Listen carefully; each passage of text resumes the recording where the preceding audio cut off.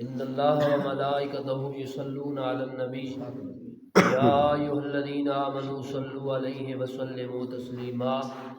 اللهم صل علی سیدنا و مولانا محمد وعلی آل سیدنا وازواج سیدنا واصحاب سیدنا و مولانا محمد مبارک وسلم الصلاۃ والسلام علیک یا سیدی یا رسول اللہ وعلی آلک واصحابک یا سیدی یا حبیب اللہ۔ اللہ رب العالمین کے حمد و ثنا کے بعد نبی دو عالم فخر مجسم شفیع معظم جناب محمد مصطفیٰ احمد مجتبیٰ صلی اللہ تعالی علیہ وآلہ وسلم کی ذات گرامی کے اوپر ہدیہ درود شریف کا نذرانہ پیش کرنے کے بعد جمعۃ المبارک کا بیان 2 دنوں سے آپ لوگ سماعت فرما رہے ہیں۔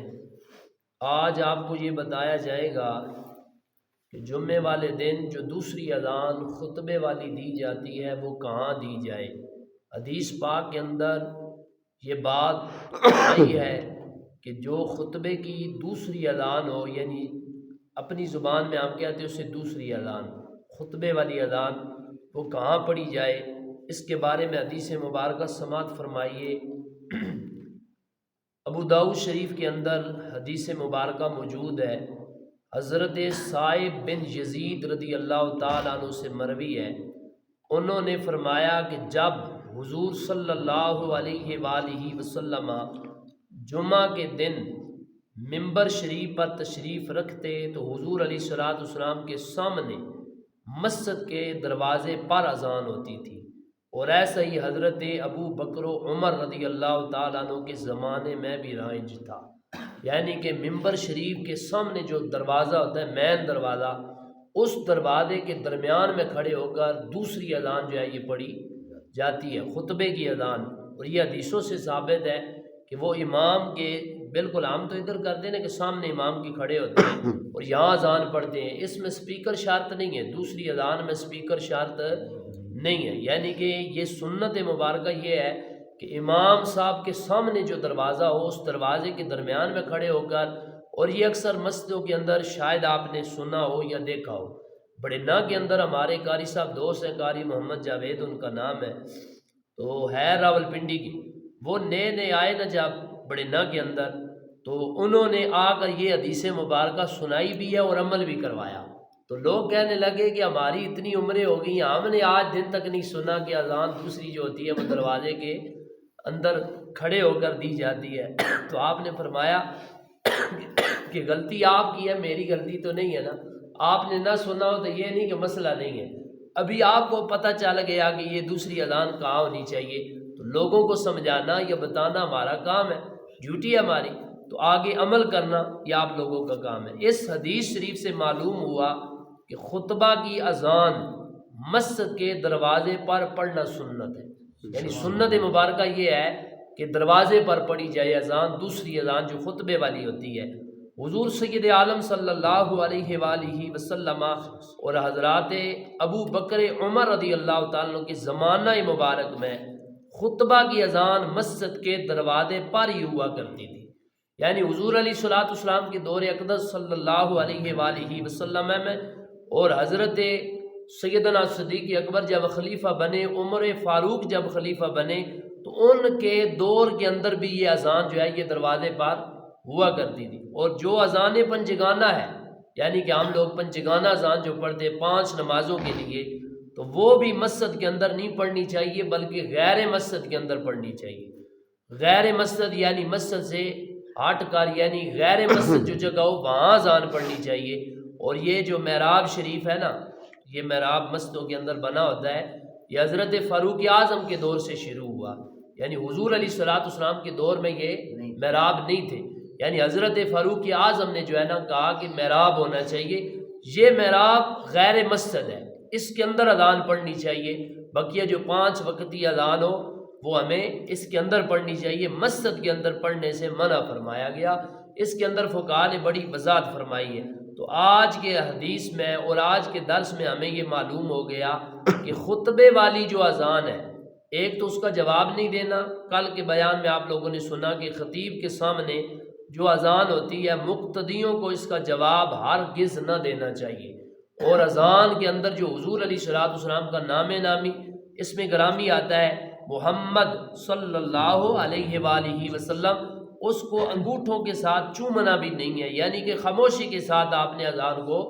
سننا ہے۔ اور خطبے کی جو دوسری اذان ہوتی ہے، خطبے کی جو اذان ہوتی ہے وہ دروازے کے درمیان کھڑے ہو کر جو ہے وہ اذان پڑھنی چاہیے۔ یہاں سے بے شمار موضوعات نکلتے ہیں دوستان جی وقار۔ اذان جو ہے نا، اذان یہ صرف مساجد کے لیے نہیں ہے۔ اذان آپ تھوڑا سا اگر پیچھے چلے جائیں، جن دنوں میں کورونا آیا تھا اور پورے علاقے، کیا میں کہتا ہوں پوری دنیا کے اندر جو ہے نا یہ اعلان ہو گئے تھے کہ عشاء کی نماز کے بعد 10 بجے تقریباً ہر مسجد میں دوبارہ اذان پڑھی جائے۔ تو آپ لوگوں نے بھی شاید ادھر پڑھی ہو، ہمارے علاقوں میں یہ اذانیں ہوتی رہی ہیں۔ تو فرمایا کہ جب بچہ پیدا ہوتا ہے تو سب سے پہلے جو کام ہوتا ہے اسے غسل دیتے ہیں۔ غسل دینے کے بعد جو پہلا کام کیا جاتا ہے وہ اس کے دائیں کان میں اذان پڑھی جاتی ہے، بائیں میں اقامت پڑھی جاتی ہے۔ یہ ہمارا مشن ہے، اور ہم یہ کہتے ہیں کہ حضور علیہ الصلوۃ والسلام کی یہ سنت مبارکہ ہے کہ بچے کو بتایا جا رہا ہے کہ جدھر تو آیا نہیں، یہ مسلمانوں کا گھر ہے، اور تیرے کان میں اذان پڑھی جا رہی ہے کہ اللہ کی وحدانیت کو بھی مانے، حضور علیہ الصلوۃ والسلام کی رسالت کو بھی مانے، اور نماز کا بھی خیال رکھنا، حی علی الصلاح حی علی الفلاح بتایا جا رہا ہے، اور اقامت پڑھی جا رہی ہے۔ اور فقہاء نے بڑے مزے کی بات کی، وہ کہتے ہیں کہ آتے ہوئے اذان ہوئی، جاتے ہوئے نماز، کہ اتنے قلیل وقت میں آئے بھی چلے گئے، یعنی اس اذان کا دوستان جی وقار نماز نہیں ہے۔ جو بچے کے کان میں اذان پڑھی جاتی ہے اس کی نماز نہیں پڑھی جاتی، صرف اذان پڑھی جاتی ہے۔ اقامت پڑھی گئی، جماعت کھڑی نہیں کی جاتی۔ جماعت کب ہوگی؟ جب وہ بندہ فوت ہوگا تو تب اس کی جماعت کھڑی کی جائے گی۔ بچے کو بتایا یہ جا رہا ہے کہ بچے تو دنیا میں آیا، اذان اور اقامت تیرے کانوں میں پڑھی جا چکی ہے، اب دیر کس چیز کی ہے؟ نماز جنازہ کی دیر ہے، بس امامت کی دیر ہے۔ نماز جنازہ ایک دن ہوگا، ایک وقت ہوگا، بے شک اس نے 50 سال کیوں نہ گزارے ہوں، 80 سال کیوں نہ گزارے ہوں، لیکن دوستان جی وقار اس کی میت کو سامنے رکھ کر وہاں اذان نہیں پڑھی جاتی۔ جنازے کی کبھی آپ نے سنی کہ اذان پڑھی گئی ہو، کسی نے پڑھی ہو اذان؟ نہیں پڑھی گئی، کیونکہ اذان اس کی پہلے ہو چکی ہے۔ جب وہ آیا تھا نا تو اذان بھی پڑھی جا چکی ہے، اقامت بھی پڑھی جا چکی ہے، اب صرف جماعت ہوگی۔ یعنی پتہ چلا کہ بعض جگہ ہم صرف اذان پڑھتے ہیں، اس کی نماز نہیں ہوتی۔ یعنی کورونا کے دنوں میں، اور میں خود ایک مسجد کے اندر تھا، تو وہاں جب میں نے اذان پڑھی نا تو لوگوں کو نہیں علم ہوتا، اور وہ بندے دروازے پر آ گئے، کہنے لگے قاری صاحب آج عشاء کی 2 جماعتیں ہوں گی، یعنی ایک تو نماز ہم پڑھ کے چلے جا چکے ہیں، تو دوسری جماعت پھر ہوگی، آپ نے اذان پڑھی ہے۔ تو میں نے کہا کہ اذان جو ہے نا مصیبت کے وقت پڑھنا، یہ بھی حضور علیہ الصلوۃ والسلام کی سنت مبارکہ ہے، اور میں اس پر الحمدللہ 12 مقام جو ہے وہ گن کر بتا سکتا ہوں کہ 12 مقام ایسے ہے کہ جن پر اذان دینا یہ لازم اور ضروری ہو جاتا ہے، اذان پڑھیں 12 مقام۔ اور میں یہ پورے وثوق کے ساتھ آپ کو وظیفہ بتانے لگا ہوں آج کا، کہ جس گھر کے اندر جادو ہو یا جنات ہو،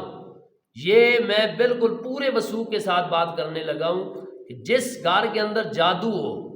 اور اس گھر کے اندر جو ہے نا اثرات ہوں، یعنی کہ سایہ ہو، یعنی کہ جنات کا ڈیرا ہو، فرمایا کہ اس گھر میں روزانہ اذانیں پڑھی جائیں، اس گھر میں روزانہ اذانیں پڑھی جائیں کہ وہ بھاگ جاتے ہیں۔ پھر یہ بات یاد رکھنا، اور میں خود اپنے گھر کے اندر یہ عمل کرتا ہوں کہ جب میرے بچوں پر کوئی ایسا معاملہ بن جائے تو میں اذانیں پڑھتا ہوں۔ اور میرے جو دوست ہیں نا شاہ صاحب سید اشراق حسین شاہ صاحب بخاری رحمۃ اللہ تعالیٰ علیہ، میں کہتا ہوں یار ہو تو پھر ایسا یار ہو کہ اپنے مریدوں کے ساتھ، اپنے دوستوں کے ساتھ بڑی محبت فرمانے والے ہیں۔ ہم لاہور کا سفر کر رہے تھے اور دوران سفر ہماری گاڑی خراب ہو گئی، ٹائم بھی کم تھا، ہم نے آگے جانا تھا پروگرام کے اوپر، تو شاہ صاحب کہتے ہیں کہ قاری صاحب اذانیں شروع کر دو، بس اذان جو ہے نا لاہور تک جاتے ہوئے کہ ہماری اذان نہیں رکنی چاہیے، بس اذانیں پڑھو، باتیں نہیں کرنی۔ تو الحمدللہ ثم الحمدللہ کیا ہوا، شاہ صاحب نے بھی، تو ہم نے جو 2-4 ساتھی ہم ساتھ تھے، ہم سب نے اذانیں شروع کر دی، بلند آواز کے ساتھ اللہ اکبر کی صدائیں گونجنے لگی،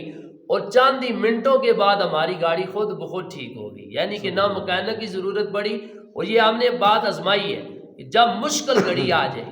مشکل مقام آ جائے، تکلیف کوئی ہو، مشکل گھڑی آ جائے کوئی چارہ بھی نہ ہو تو فرمایا کہ پھر اذانیں پڑھا کرو، اذانوں سے میرا رب مصیبت کو ٹال دیتا ہے۔ سبحان اللہ، بے شک۔ تو الحمدللہ ثم الحمدللہ کہ ہم 12 مقام گن کر بتا سکتے کہ جہاں جہاں اذان دینی چاہیے۔ پہلا مقام تو وہ ہے جب بچہ پیدا ہو